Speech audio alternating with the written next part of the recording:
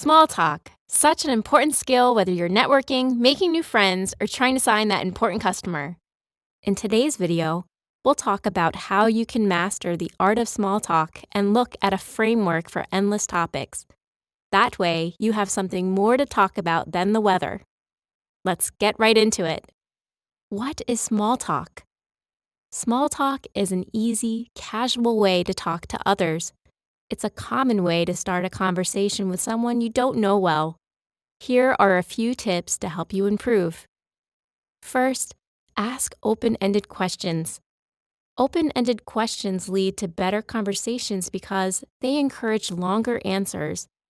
These kinds of questions will also give you more information than closed questions and, more importantly, keeps you from making assumptions. Most open-ended questions start with what, why, or how.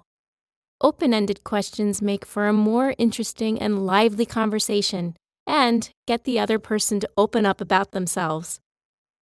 Second, work on being an active listener. It's tempting to tune out every now and then, but if you pay attention, you'll make much stronger connections.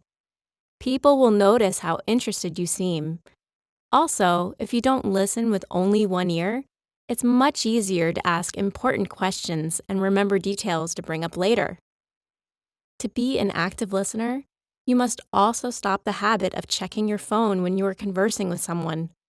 When we feel bored or awkward in a social situation, we tend to pull out our phones. However, nothing will ruin your conversation efforts faster than that. Few people will come up to you if you're looking at your phone, and if you're already talking to someone, you'll make it clear that you're not interested. Third, show how excited you are. Small talk isn't always the least stressful thing to do, especially if you're on the introverted side of the scale. But if you have the right attitude and the right framework for small talk, you can still have a good time. Think of these talks as chances to find out more about other people. You never know who you'll meet or what they'll have to say, so be open to the possibility that it will be a great conversation. But it can be scary to start a conversation with a stranger, and sometimes you don't know what to say. If you want to avoid awkward silences the next time you meet someone, use the Ford method. Ford is an acronym for family, occupation, recreation, and dreams. You can use the Ford method to talk to other people by asking them questions about these topics. This method can be used on blind dates or at business dinners to make people feel more comfortable talking about themselves. Let's go in depth. F stands for family. Most people have families and think of them as important parts of their lives. Even if someone doesn't have a traditional family, they usually have a group of friends who are there for them. Even close friends and pets can be considered family. You can always have a few questions about family ready to ask when you find yourself talking to someone. You don't have to be too creative to start a conversation with someone you've met before.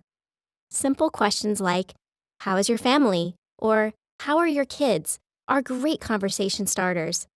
If you know the person is married, ask questions like, "How did you meet your spouse?" or "How long have you been together?" to find out more. If the other person has kids, ask about them, like, "How old are they?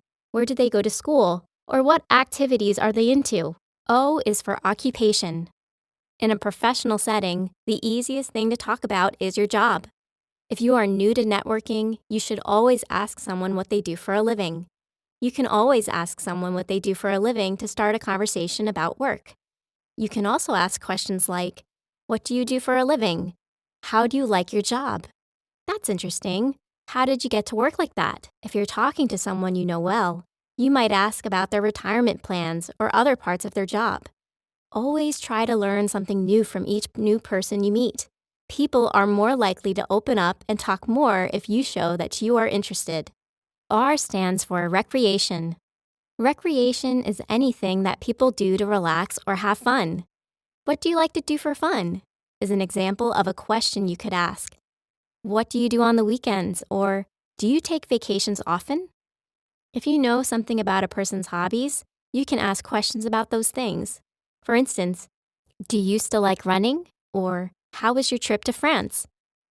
You should also build on the conversation by relating the answer you get to other topics that are related. If the other person brings up a trip to Hawaii, you could say something like, "A few years ago, I went there. You went to Hawaii Volcanoes National Park, right?" When you can talk about things you both like, the conversation is more fun. D stands for dreams. The last step of the Ford method is to ask other people about their dreams. Everyone has dreams, whether they are about their job or about other things in their lives. Those of you who don't like small talk will find that this topic can lead to deeper, more meaningful conversations quickly. When you ask questions like, "What have you always wanted to do?" don't be afraid to think outside the box. "Where would you go if you could go anywhere?" Or, "Where do you see yourself in 10 years?" Don't feel bad if the other person doesn't pick up on the things you bring up right away. You might have to try a few things before you find something that makes that person want to talk. Listen carefully and repeat what you hear. You might even help that person gain the knowledge they need to make changes in the future. Exit strategy. It's also helpful to have a plan for how to get out. If the conversation is going nowhere, or if it's over and you need to leave without being awkward, you can end the conversation by saying something like, "This has been great. Thanks for telling me about X. Do you have a card?"